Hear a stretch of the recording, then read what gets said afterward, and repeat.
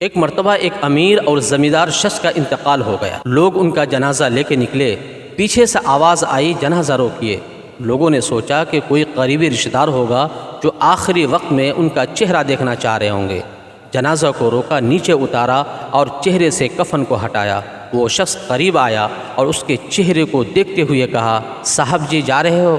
کیا لے کے جا رہے ہو؟ وہ زمین جو مجھ سے چھینی تھی اس کے پیپر لے کے جا رہے ہو یا وہ زمین لے کے جا رہے ہو؟ میت کے سارے رشتہ دار اور ان کی اولاد وہاں پر موجود تھی۔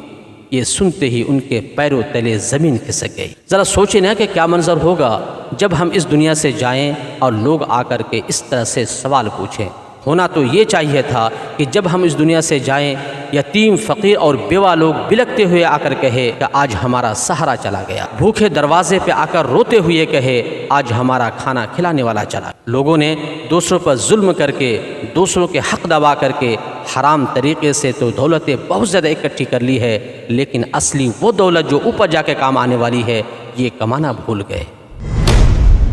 تو ایک مرتبہ ایک اندھا فقیر ٹرین کے اندر مانگتا ہوا جا رہا تھا۔ ٹرین کے اندر اوپر سیٹ میں بیٹھا ہوا ایک شخص نے ایک شخص کو پیسہ دیا کہ اس فقیر کو دے دی۔ اس شخص نے پیسے لیا اور فقیر کو دے دیا۔ فقیر نے اسے دعا دیا، اللہ تمہاری بھلا کرے۔ تیسرا شخص اس چیز کو دیکھ رہا تھا، اس نے فقیر سے کہا کہ بھائی صاحب پیسے اس نے نہیں دیے ہیں بلکہ اوپر سیٹ میں بیٹھا ہوا شخص نے دیا ہے۔ فقیر نے جو جواب دیا وہ اپنے دل میں لکھ کر لے جائیے۔ فقیر نے کہا کہ بھائی صاحب میں اندھا ہوں، میرا رب اندھا نہیں ہے۔ دوستو، جب بھی ہم کسی فقیر، یتیم، مسکین کی مدد کریں تو ہم لوگوں کو دکھانے کے لیے نہ کریں، کیونکہ لوگ دیکھے یا نہ دیکھے میرا اللہ ضرور دیکھ رہا ہے۔ دوستو، سمندر کے کنارے ایک کیکڑا چل رہا تھا اور اپنے پیروں کے نشانوں کو دیکھ کر بڑا خوش ہو رہا تھا۔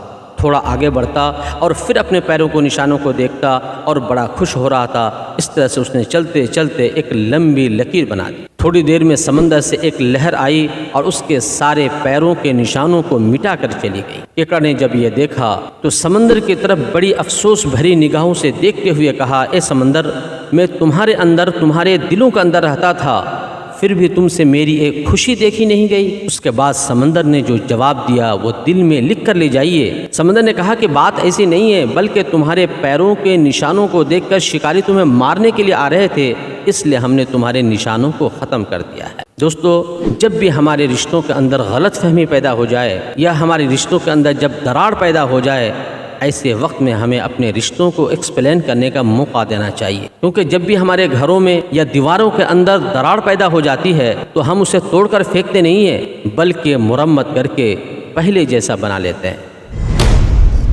دوستو، ایک دیہاتی نے کسی شہر میں فٹ بال کھیلتے ہوئے لوگوں کو دیکھا تو اس نے قریب کھڑے ایک بزرگ سے پوچھا کہ چچا، اس گیند کی کیا غلطی ہے کہ سارے لوگ اسے لاتوں سے مار رہے ہیں؟ تو اس بزرگ نے جواب دیا کہ اس گیند کی سب سے بڑی غلطی یہ ہے کہ یہ اندر سے خالی ہے، ورنہ کسی کی کیا مجال ہے کہ کوئی اسے لاتوں سے مارے۔ موجودہ دور میں ہم مسلمانوں کا یہی حال ہے۔ ایمان صرف زبانوں پر ہے اور ہم اندر سے خالی ہیں، ورنہ کسی کی کیا مجال ہے کہ کوئی ہماری طرف نظر اٹھا کے بھی دیکھ لے۔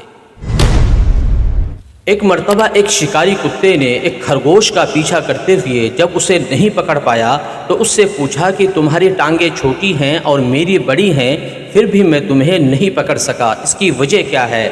تو خرگوش نے شکاری کتے کو بڑا اچھا جواب دیا کہ تم دوسرے کے لیے بھاگ رہے ہو اور میں اپنے لیے بھاگ رہا ہوں۔ یعنی اگر اپنے حقوق حاصل کرنے کے لیے خرگوش نہیں بن سکتے ہو تو دوسرے کے لیے کتا بھی نہ بنو۔ ایک خاموش پیغام چمچوں کے نام۔